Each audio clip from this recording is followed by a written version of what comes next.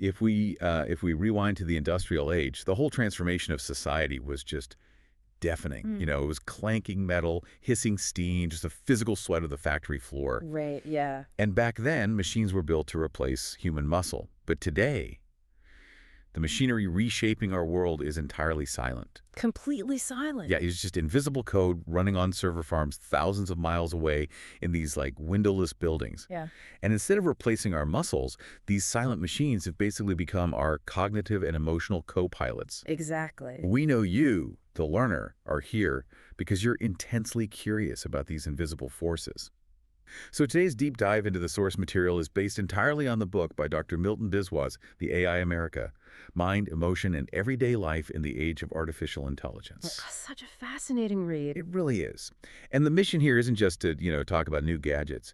It's to understand how algorithms have evolved from being just external tools into the invisible architects of our thoughts, our feelings, and even our identities. Yeah, I mean, in the industrial era, the psychological toll of progress was very much physical exhaustion. Your body literally broke down. Right. But today, the toll is completely internalized. It's all about our attention, our emotions, and our very sense of self being governed by digital systems. We've essentially allowed code to slip past our external defenses and wire itself directly into our neurology. Okay, let's unpack this because to really understand how we arrived at a point where a line of code can actually dictate our internal emotional state, we have to look at the modern factory floor. Yes, Silicon Valley. Exactly. Silicon Valley and the rise of what Biswas calls predictive culture. Right, so we have to look at the mechanism of how computing actually evolved. If you look at early computers, think of the ENIAC from the mid-20th century. The huge ones that took up whole rooms. Yeah, they were just massive room-sized calculators. They crunched ballistic trajectories and things like that. They were emotionally sterile. Numbers. Just numbers. But as computing power exploded, we crossed this threshold into generative AI and what sociologists call data capitalism. Data capitalism. Yes.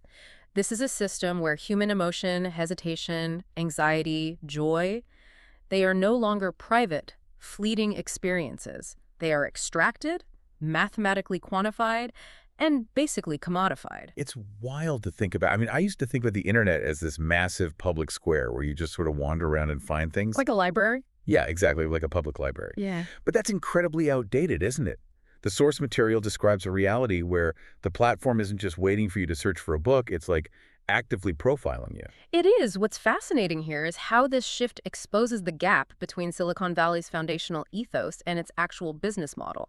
Because the original sort of utopian narrative of the internet was that technology would be this democratizing force, that access to all human information would liberate us. Which sounded great. It sounded amazing. But beneath that sunny optimism lies a highly sophisticated engine of psychological engineering. Algorithms operate on the principles of surveillance capitalism. So they're watching everything.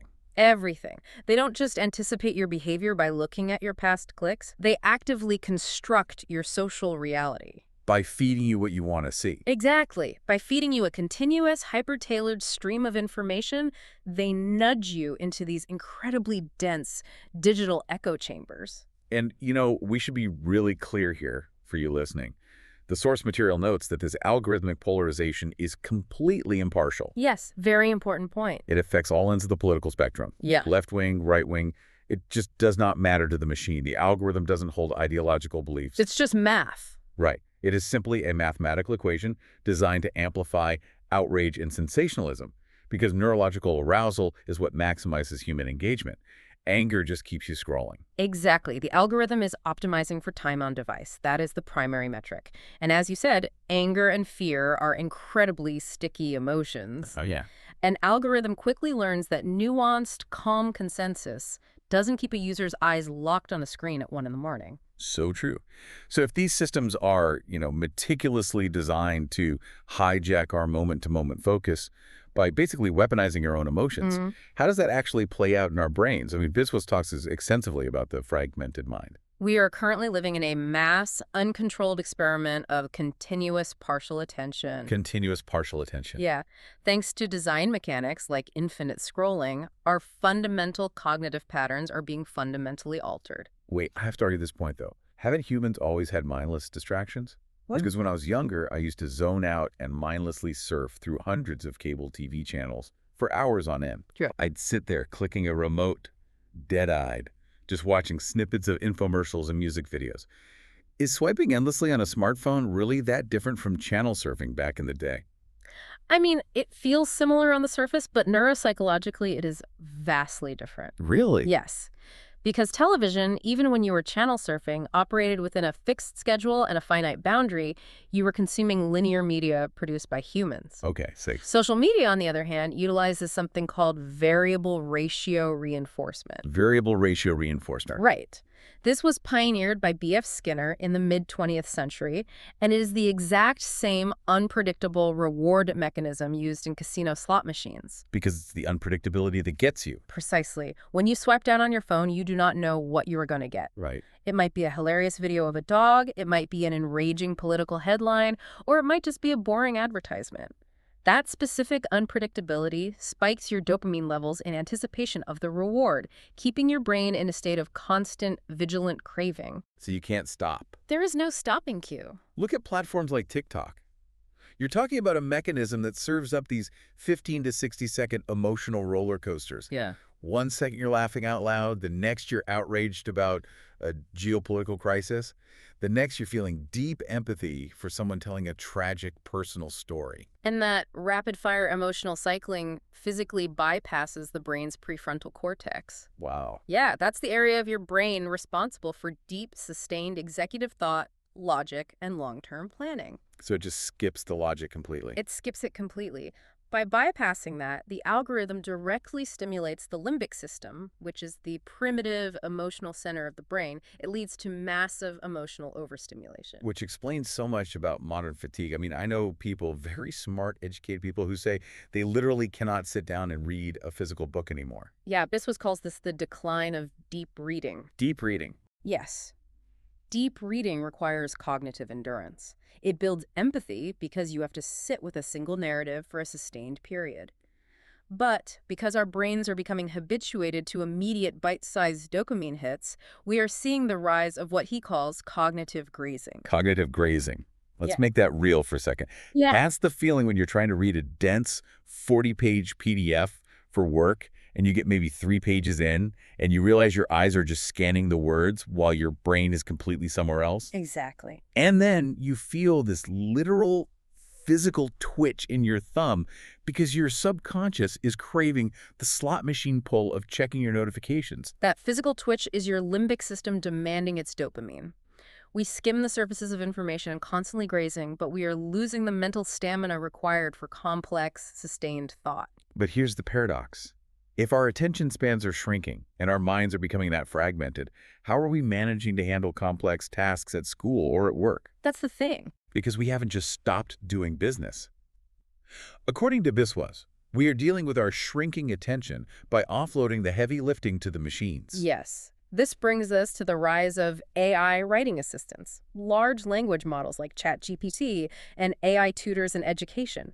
We have rapidly entered an era of mass cognitive outsourcing. Okay, I get outsourcing a boring administrative task, Right. but let me test an analogy on you. Mm. Is using an AI writing assistant to draft an email really any different from a student using a calculator to solve a long division problem?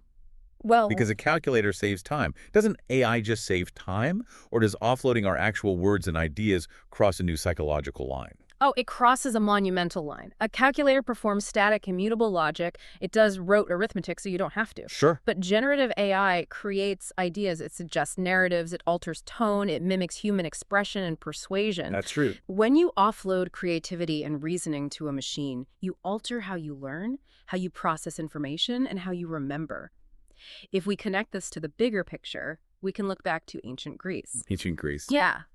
In Plato's Phaedrus, Socrates famously argued against the invention of written text. Wait, really? Yes, he feared it would destroy human memory and wisdom because people would rely on external symbols on a scroll rather than internalizing the knowledge within themselves.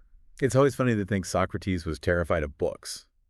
But you're saying his core fear is actually coming true now, just via a different medium. The stakes today are exponentially higher than a papyrus scroll. Algorithmic memory, the databases underlying these AIs, is unimaginably vast, and it is perfectly precise, but it is entirely devoid of lived physical experience. Unlike our memory. Exactly. Human memory is inherently messy. It is emotional. It relies on associative context. You remember a conversation because of the smell of the room or the tone of a person's voice. Right. When a large language model generates text, it is simply plotting high-dimensional vector space. It's mathematical probability predicting the next token. When a human writes, they're pulling from a subjective emotional history. The struggle of finding the right word actually is the process of thinking. I want you to think about this in your own life right now, as you're listening. Consider your daily routine. How often do you currently rely on an AI to summarize a long article because you can't be bothered to graze through it? Yeah. Or to draft a difficult, emotionally nuanced email to a colleague or a friend? If you bypass that friction every single day, what cognitive muscles are quietly atrophying? When we outsource the struggle of writing and reasoning, we are outsourcing our capacity for deep, independent thought. The friction isn't an obstacle to the thought process. The friction is the thought process. Here's where it gets really interesting, though. Outsourcing a difficult email or a summary of a meeting is one thing, but I'm seeing people use AI chatbots as therapists or as romantic companions. Biswas tackles this head-on. What happens when we start outsourcing our empathy and our personal relationships to artificial systems? This is perhaps the most poignant section of the source material. Biswas dives deep into the commodification of intimacy and the resulting crisis of what sociologists call ambient loneliness. Ambient loneliness. I just can't wrap my head around how a line of mathematical code can provide empathy. Isn't empathy, by definition, a shared human vulnerability? It is. Can an algorithm actually offer genuine connection, or are these people just forming deep emotional attachments to a digital mirror that's simply reflecting their own data back at them? It is entirely the latter. This is the illusion of AI-generated empathy. Illusion. Yes. Chatbots and virtual companions offer users a perfectly safe, completely non-judgmental space. For someone who's deeply lonely, socially anxious, or traumatized, that frictionless acceptance is incredibly comforting. I can see that. But this synthetic empathy is inherently sterile. It lacks the unpredictable, messy, and sometimes difficult reciprocity of a real human relationship. A machine has no skin in the game. It has no vulnerability. Therefore, it's empathy without risk. And navigating that risk, the possibility of being rejected or misunderstood, and then working through it, that is literally what builds the foundation of human connection. Exactly. If there's no risk, there's no real trust. Yeah. The book brings up dating apps in this context too, right? Yes. Dating apps are a prime example of how algorithms commodify intimacy. A dating app algorithm doesn't know what love is. It operates on collaborative filtering. Right. It tracks exactly how long your thumb hovers over a specific type of photo, categorizes your superficial preferences, and serves you more of that exact visual data point. Because if you actually find someone, fall in love, and get married, you delete the app. Yep. They lose a daily active user.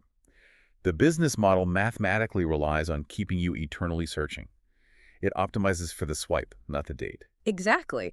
They prioritize metrics and engagement over organic, unpredictable human chemistry.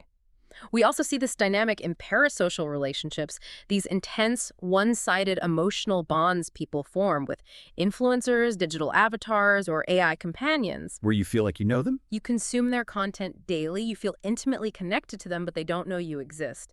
This creates a tragic paradox.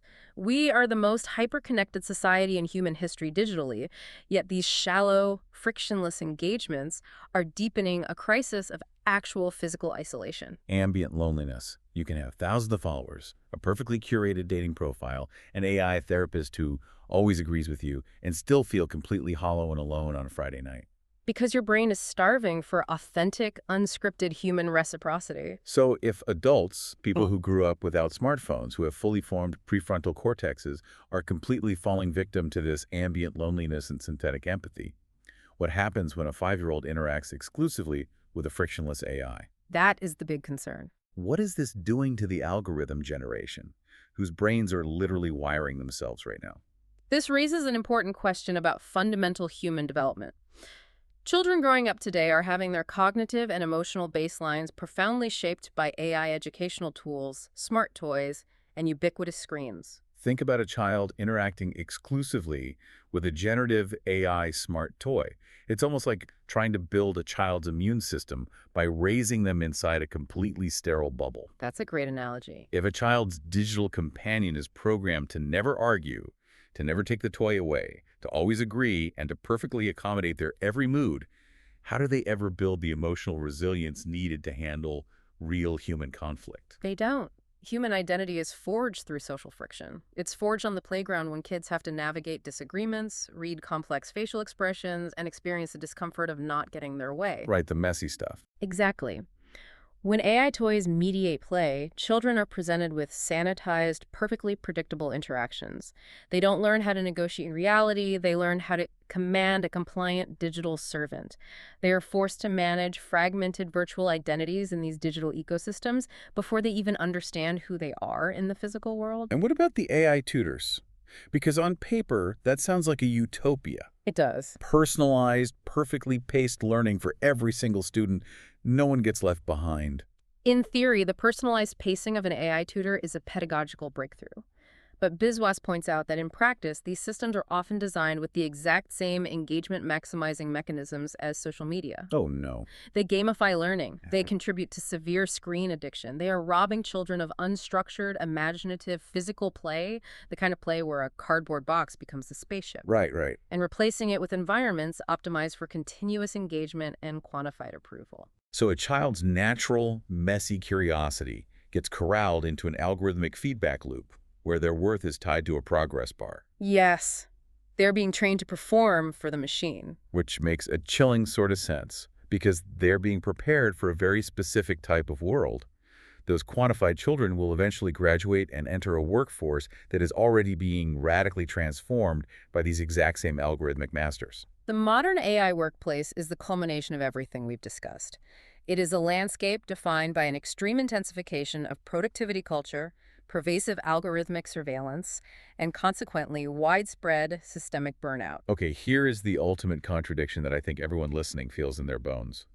For years, the Silicon Valley pitch was that AI and automation would take over the boring, repetitive administrative tasks. Yes, the dream of more leisure. Right. We were promised this would free humans up to be more creative, to focus on big-picture strategy, and to enjoy more leisure time.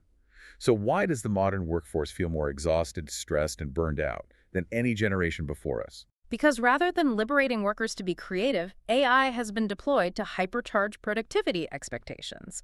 The algorithms don't just automate tasks, they mathematically manage the humans doing the tasks.